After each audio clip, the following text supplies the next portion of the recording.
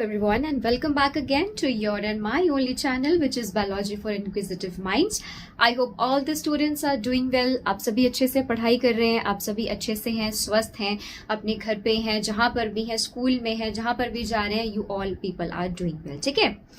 So in the last video we talked about your hierarchy, your different ranks, your taxon, and we also discussed about 2 to 3 very most important questions which always comes in the your entrance exams. अगर आपने video नहीं देखी है, I'll share the link in the description box. Please do watch the last video in order to get continuity for the next video. So in today's lecture I'm going to talk about the taxonomic aids, which is, as you can see, it's written in the behind me in the board also. ठीक है? Taxonomy, सबसे पहले तो हमें ये पता होना चाहिए कि टेक्सोनॉमी है क्या. Study of identification, collection, giving names, and who gave the names, who had already given the names, the books in which the your different your biological names, or you can say the scientific names is written. For example, for the animals is Systema naturae, and for the plants is Systema plantarum, and which is given by your Carolus Linnaeus. Okay, and who coined the term taxonomy? He was a decantol. So these are the basic questions which always comes more or less in your entrance exams. ठीक है.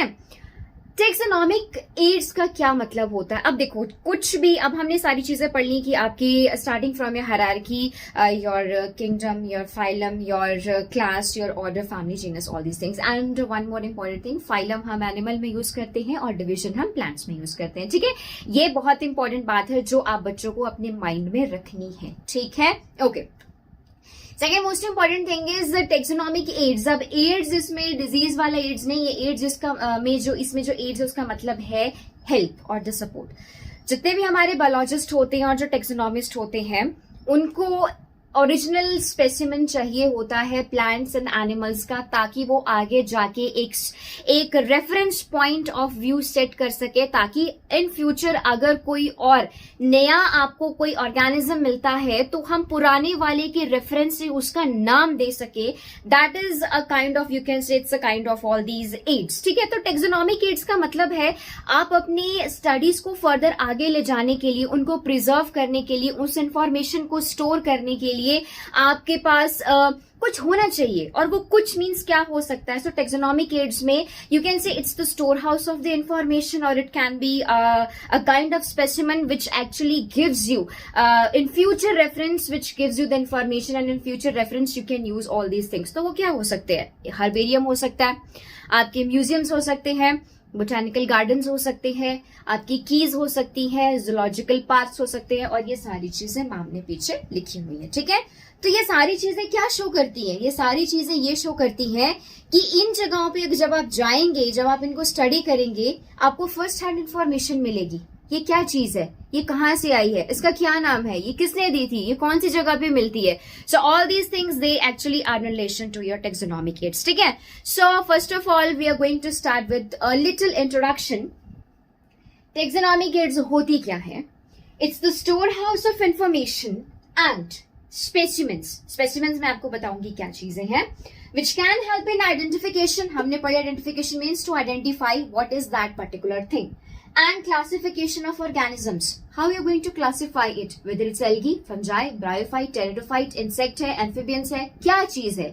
So that is your classification. ठीक है, ये सारी चीजें हम अपनी previous videos में देख चुके हैं, और अगर आपने नहीं देखी हैं, मैं दोबारा से आपको लिंक पोस्ट कर दूंगी डिस्क्रिप्शन बॉक्स में. You can watch all these videos. ठीक है, आप देखो स्पेसिमन क्या होते हैं बेटा. स्पेसिमन एक्चुअली ये छोटा सा है टॉपिक है जिसमें डिफरेंट टाइप्स ऑफ स्पेसिमेंस में आते हैं, और उसके लिए मैं एक अलग से वीडियो बना दूंगी, एंड नेक्स्ट टाइम मैं वो वीडियो आपकी पोस्ट कर दूंगी. ठीक है, बट फिलहाल के लिए हम ये समझते हैं कि स्पेसिमन होती क्या चीज है.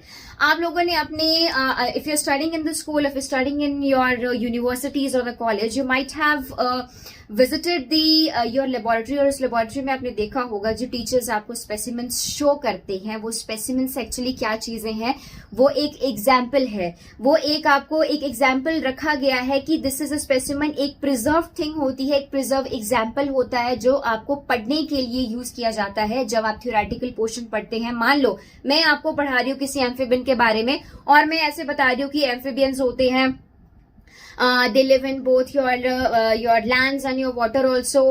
They have your 4 limbs, and the example is a frog.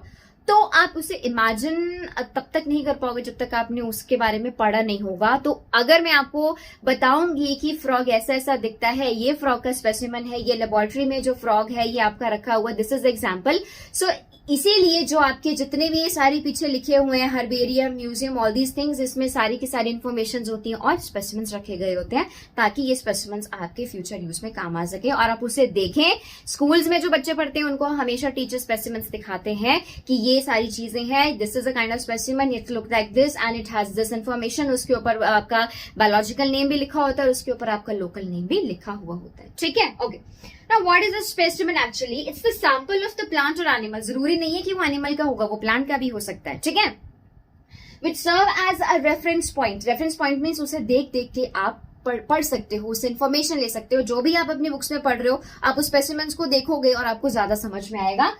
And the example of a particular species or the type of something which is examined by the scientist. जो बहुत पहले ये साइंटिस्ट आए होंगे, उन्होंने किसी फ्रॉग को उन्होंने सर्च किया होगा, उसकी क्लासिफिकेशन की होगी, उसकी आइडेंटिफिकेशन की होगी, वहां से लेके अब तक वो जो स्पेसिमेंस चला आ रहा है वो एक रेफरेंस पॉइंट ऑफ व्यू हो सकता है। ठीक है, सो now what is the main use of this taxonomic aids?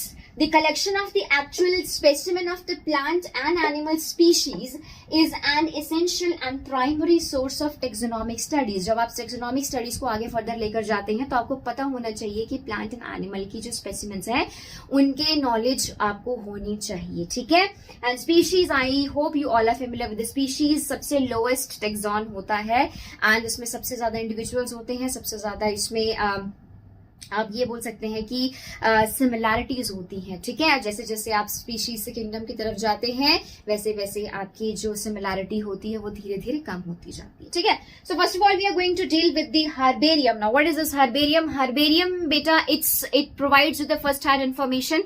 Herbarium is you can say the store house of the information wherein the plant specimens they are preserved, they are dried, they are pressed and they are labeled.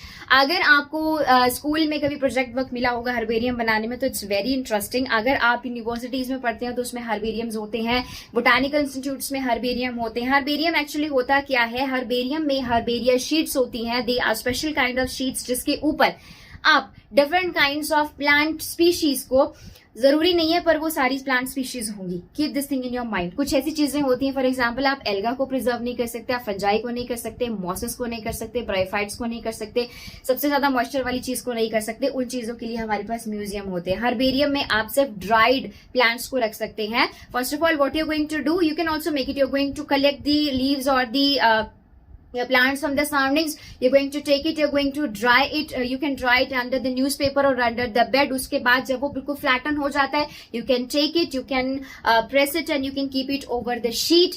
You can label it, its botanical name, its local name, its English name, कहाँ से लिया है, collection of the date, name of the collector, कौन सी जगह पे मिलता है, all these things provides the information about the species of the plant. So this is called the herbarium.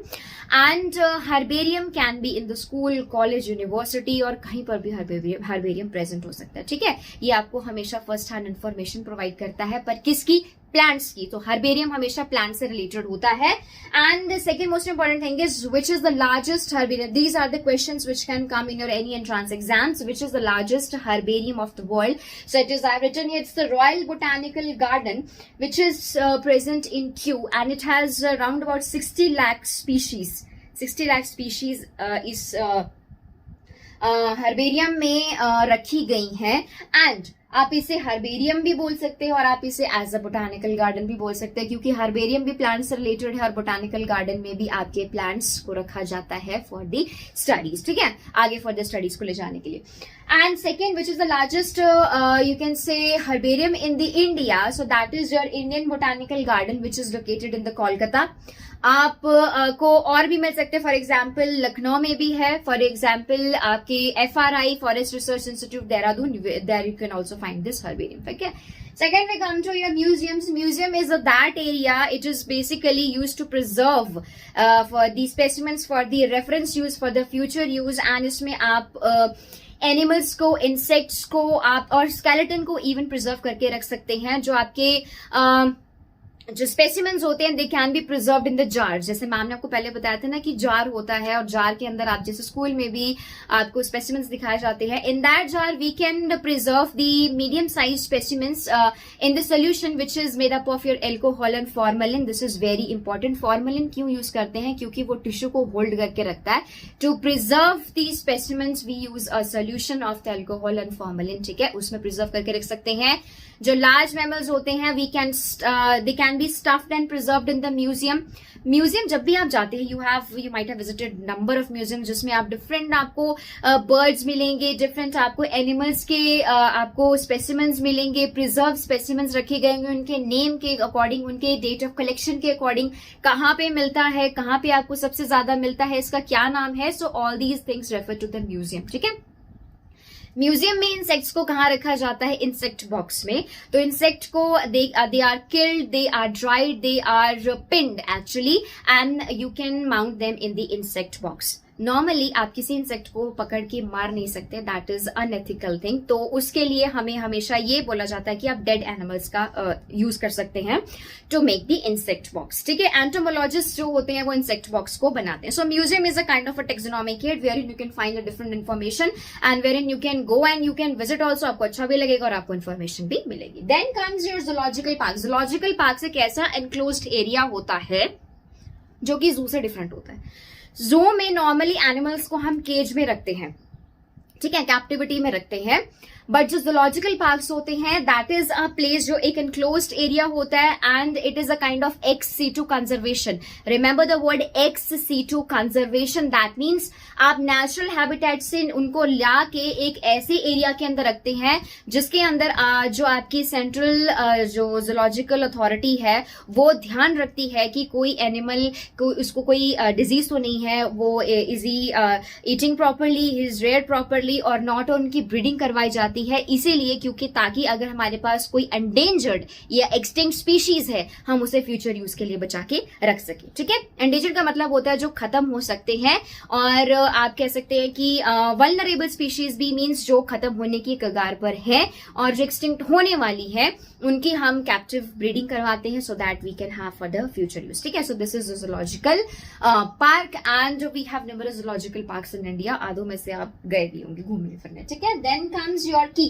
की विल डिस्कस आफ्टरवर्ड्स बिकॉज की थोड़ा सा कॉम्प्लिकेटेड चीज है. First will and up bind up with this thing. And botanical gardens you can find them in the various institutes and in your college and where you have एक ऐसा garden होता है, एक ऐसा स्पेशलाइज्ड एरिया होता है जहां पे आप डिफरेंट जगह से लाए हुए प्लांट्स को एंड फ्लावर्स को आप ग्रो करवाते हैं with tag, with the name, with the botanical name, with the local name, ताकि जब आप उसको विजिट करें तो आपको उनके बारे में पता चले कि ये प्लांट्स कहाँ से हैं, इनका क्या नाम है, ये कहाँ पाए जाते हैं.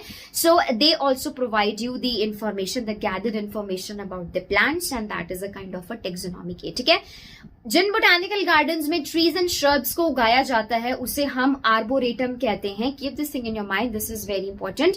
The place, the botanical garden where you can grow the shrubs and the trees, it is also known as arboretum. ठीक है, and it also provides you the information regarding various plants and it seems और it's looks actually beautiful. अगर आप वहां जाते हैं एक तो इन्फॉर्मेशन मिलेगी, दूसरा आपको देखने में भी वो अच्छा लगेगा. ठीक है, सो या and the most important thing is this is your national botanical Research Institute and it is located in your Lucknow. So this is a kind of your botanical gardens and another botanical garden is, ma'am has already written here, is the Royal Botanical Garden which is present at Kew, and second is Indian Botanical Garden which is present in your Kolkata, and it is your National Central Botanical Institute or garden भी आप इसे बोल सकते हैं which is present in the Kolkata. ठीक है, so this was all about your taxonomic aids and shortly I'm going to explain you about the your taxonomic aids which is having another important taxonomic key. Key can be anything. ठीक है, key मैं आपको बताऊंगी कि आप इसे कैसे use कर सकते हैं. Okay, so now we'll continue with the keys. So as I have written here, key is also a part of a taxonomic aids. ठीक है, and इसमें there is the identification of the plants and the animals based on the similarities and dissimilarities.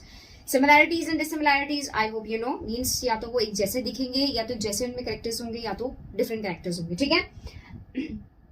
Based on contrasting characters, actually जो की होती है बेटा, ये actually आपकी 2 टाइप्स की होती है. The one is bracketed and the one is indented one. Okay. So bracket ones में bracket दिखाई देंगे and indented ones में आपको एक लाइन दे दी जाएगी, because each line in the key represents the lead, और उसके आगे 2 alternative options और दे दिए जाएंगे, ठीक है.